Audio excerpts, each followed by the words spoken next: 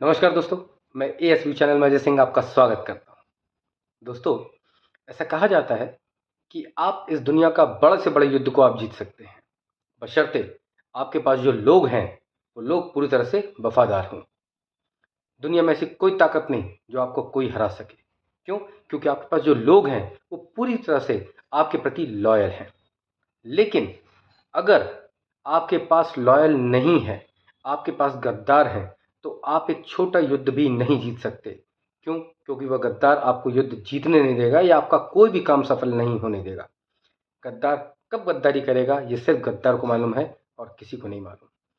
इसीलिए आप इतिहास उठा के देख लीजिए दोस्तों, इंसान ने सबको माफ किया, गद्दारों को कभी माफ नहीं किया। आज मैं आपसे ये बात क्यों कर रहा हूँ?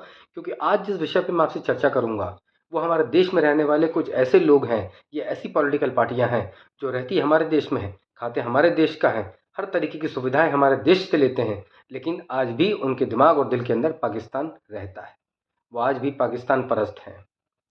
दोस्तों, कहने का मतलब सिर्फ इतना सा है कि जब से जम्मू कश्मीर में चुनाव की तारीखों का ऐलान हुआ है, जितनी भी पॉलिटिकल पार्टी हैं, वो सब की सब अपनी तैयारी में लग गई हैं, सब की सब एक्टिव हो गई हैं, सब अपना मैनिफेस्टो बना रही हैं, क्योंकि लोगों से वोट लेना है, या ये कहिए कि अपनी गद्दारी का मैनिफेस्टो बना रही हैं कि उन्हें कैसे लोगों से वोट लेना है।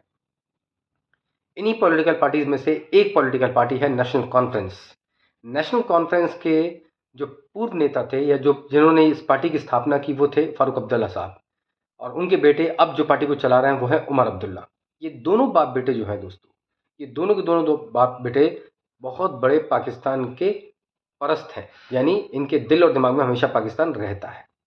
ये जो भी बात करते हैं, इनके आप हर चीज़ के अंदर पाकिस्तान से संबंधित बातचीत ही देखेंगे। क्या मालूम इन्हें इतना पाकिस्तान से प्रेम क्यों है, और अगर है तो यार जाओ ना यार, यहाँ क्या कर रहे हो रह के? ये तो गद्दारी है कि आप रहते इस देश में हैं, लेकिन आपके दिमाग के अंदर और दिल में पाकिस्तान घूमता है। मैं ये बातें हवा में नहीं कर रहा हूँ दोस्तों। मैंने जब इनका मैनिफेस्टो को पढ़ा, या जो वादे इन्होंने किए, खैर मैनिफेस्टो तो अभी इनका नहीं आया, इन्होंने जो वादे किए हैं जम्मू कश्मीर की जनता से, उन वादों को मैंने पढ़ा। करीब 12 तरीके के वादे इन्होंने किए हैं, जिनमें से हमारे जो समझने वाले हैं वो 4 वादे हैं। उनसे ही आपको समझ में आ जाएगा कि ये किस तरीके के लोग हैं। इनका पहला वादा ये था दोस्तों, जो इन्होंने कश्मीर की जनता, जम्मू कश्मीर की जनता से किया है, कि हम अगर सत्ता में आते हैं तो हम धारा 370 और 35 को खत्म कर देंगे। दूसरा वादा, इन्होंने कहा पाकिस्तान से जो बातचीत बंद हो गई है, उस बातचीत को हम दोबारा शुरू करवाएंगे। तीसरा वादा, जो भी पॉलिटिकल तरीके से गिरफ्तार किए गए लोग हैं, उन्हें रिहाई मिलेगी। और चौथा वादा, जो पब्लिक सेफ्टी एक्ट है, इसको हम निरस्त कर देंगे। दोस्तों, ये 4 वादे ये बता देते हैं कि ये किस टाइप के लोग हैं और उनकी सोच क्या है दोस्तों। धारा 370, इस धारा 370 खत्म करने के लिए कितनी पॉलिटिकल पार्टियों ने कुर्बानी दी? कुछ नहीं हुआ। कितने मुश्किलों का सामना करना पड़ा? कुछ नहीं हुआ। जब 2014 में नरेंद्र मोदी यानी एनडी की गवर्नमेंट बनी, उसके बाद इस पे काम चालू हुआ और फाइनली धारा 370 और 35 को खत्म कर दिया गया।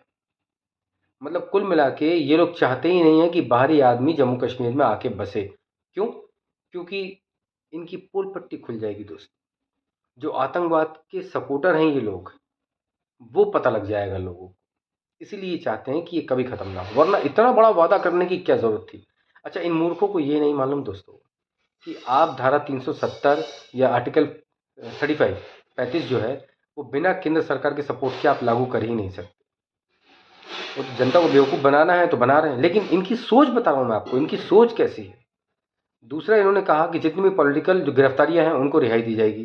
पॉलिटिकल गिरफ्तारियां किन लोगों की थी? तो गनी साहब थे, जिलानी साहब थे, है ना, मलिक थे, और ये भी थे, अब्दुल्ला साहब भी थे। इन लोगों को गिरफ्तार किया गया था। क्यों किया गया था? क्योंकि जब धारा 370 और 35 से खत्म किया गया तो ये उपद्रव करवा देते वहां पे, इसलिए इनकी गिरफ्तारी की गई, ताकि ये घर के अंदर इनको हाउस अरेस्ट किया जाए और ये बाहर रह के उपद्रव ना करा पाए। और जब इन लोगों ने लिखित में दिया कि हाँ हम कोई ऐसा काम नहीं करेंगे, तब जाके सरकार ने इनको छोड़ा। तो ये ऐसी सोच के लोग हैं दोस्तों। फिर उसके बाद ये कहते हैं कि पाकिस्तान के साथ हम बातचीत की बहाली करेंगे। पाकिस्तान के साथ, बताइए। बिना केंद्र सरकार को कॉन्फिडेंस में लिए हुए एक देश का राज्य किसी दूसरे देश से बातचीत कर सकता है? अब ये मूर्खों को मालूम नहीं है, इनका जवाब ये मूर्ख ही दे पाएंगे। चौथा ये है कि पब्लिक सेफ्टी एक्ट, इसको निरस्त करेंगे। अब ये क्या है दोस्तों? तो पब्लिक सेफ्टी एक्ट जो है दोस्तों, इसमें क्या होता है कि अगर आपको किसी भी बंदे पे शक है तो पुलिस उस व्यक्ति को बिना वारंट के गिरफ्तार कर सकती है और 2 साल तक जेल में रख सकती है। क्या गलत है इसके अंदर दोस्तों? कई लोगों को ये लग रहा होगा कि यार ये बिना वारंट के 2 साल गिरफ्तारी, ये क्या है? आप एक तरफ आतंकवादियों की मदद करें, हमारे सैनिकों को मार दें और हम आपको गिरफ्तार भी ना करें। बिना सपोर्ट के आतंकवादी इस देश में घुस के हमारे सैनिकों पर हमले करके उन्हें मार रहे हैं और उनका सपोर्ट करने वाले कश्मीर के लोग हैं, और उन्हें हम छोड़ दें, उन्हें हम गिरफ्तार भी ना करें, उसके लिए हम वारंट का इंतज़ार करें? बिल्कुल भी नहीं। ये बहुत अच्छा कानून था दोस्तों, लेकिन इन लोगों ने कह दिया है कि ये हम सब का सब खत्म कर देंगे। दोस्तों, अब आप खुद सोचिए कि जब से एनडीए गवर्नमेंट आई है, मोदी साहब ने बहुत मुश्किल से जम्मू कश्मीर को रास्ते पे लाया है। आज जम्मू कश्मीर के अंदर विकास की गंगा बह रही है। धीरे धीरे ही सही, जम्मू कश्मीर तरक्की कर रहा है, विकास कर रहा है।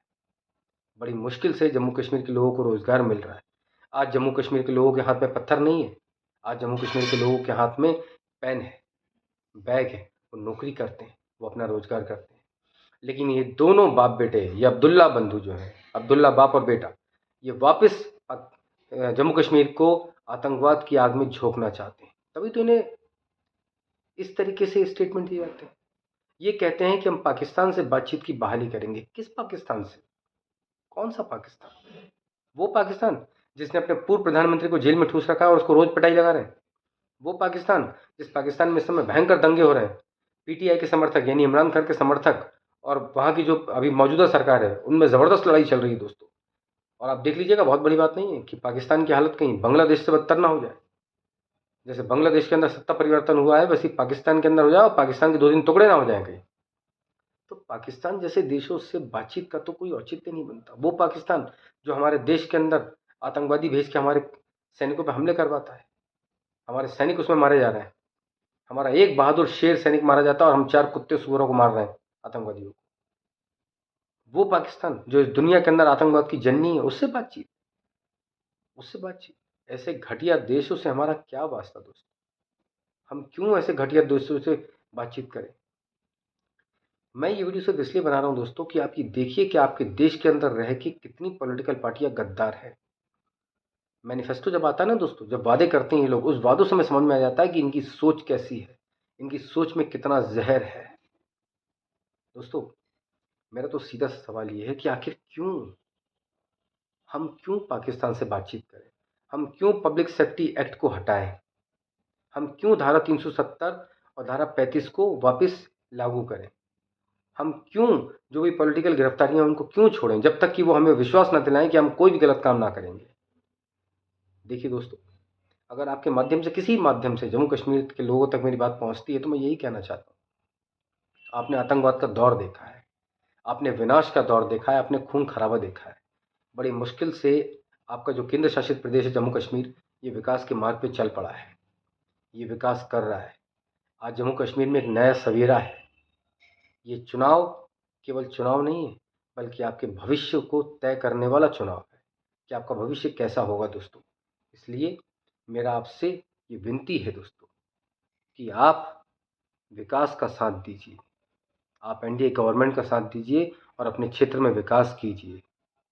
ये चुनाव ये बताएगा कि आपका कल का सवेरा कैसा है।